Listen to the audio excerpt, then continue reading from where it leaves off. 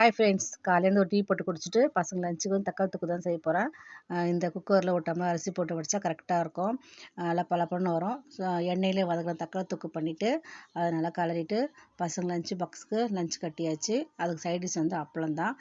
அதுக்கப்புறமா வந்து மதியம் லஞ்சுக்கு வந்து குருமா குழம்பு தான் செய்ய போகிறோம். அதுக்கு வந்து பீன்ஸு, கேரட்டு, வெள்ளை பட்டாணி பட்டாணி வந்து நைட்டு ஊற வச்சிட்டேன். இப்போ ஃபஸ்ட்டு நம்ம வந்து உல வச்சுருவோம். உல வச்சுட்டு நம்ம குருமாவுக்கு குக்கர் வச்சு சோம்பு லவங்க பட்டைலாம் போட்டுட்டு வெங்காயம் போட்டு நல்லா வதக்கிட்டு தக்காளியும் போட்டு நல்லா வதக்கிடுவோம்.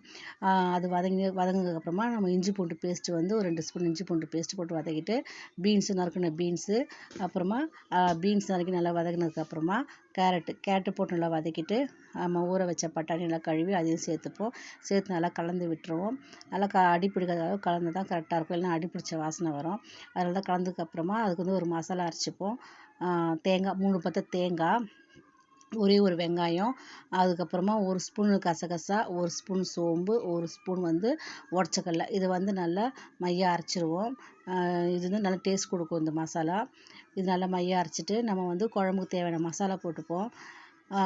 3 ஸ்பூன் குழம்பு மிளகாத்தூள், 1 ஸ்பூன் கரம் மசாலா அதை நல்லா கலந்து விட்டுட்டு நம்மளுக்கு காரம் தேவைப்பட்டுச்சுன்னா 1 ஸ்பூன் வந்து வெறும் மிளகாத்தூள் போட்டு நல்லா மிக்ஸ் பண்ணிவிட்டு நம்ம அரைச்சி வச்சுருந்த தேங்காய் மசாலாவை அதில் ஊற்றிக்கலாம்.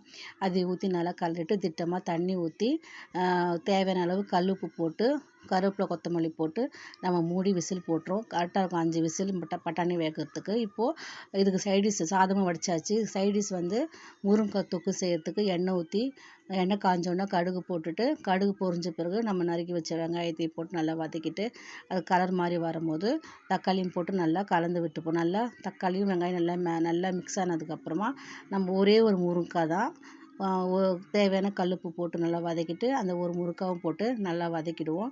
அது நல்லா வதங்கினதுக்கப்புறம் கொஞ்சம் மஞ்சத்தூள், 1 1/2 ஸ்பூன் வந்து குழம்பு மிளகாத்தூள் நல்லா கலந்து விட்டுட்டு ஒரு டம்ளர் தண்ணி ஊற்றி அது நல்லா இந்த பதம் வந்தோன்னா ஆஃப் பண்ணிவிடுவோம். இப்போ குக்கர் திறந்து பார்ப்போம். கரெக்டான பதம் வந்துருச்சு. இப்போ நம்ம கொதிக்க வைக்கலாம் தேவையில்ல. 5 விசில் விட்டோம்னா கரெக்டாக இருக்குது. இப்போ சுட சுட சாதத்தை ஹாட் பாக்ஸில் போட்டு வச்சுருவோம். சூடான சோறு, குருமா, முருங்கைக்காய் தொக்கு. இந்த வீடியோ பிடிச்சிருந்தா லைக் பண்ணுங்கள், சப்ஸ்கிரைப் பண்ணுங்கள். தேங்க்யூ.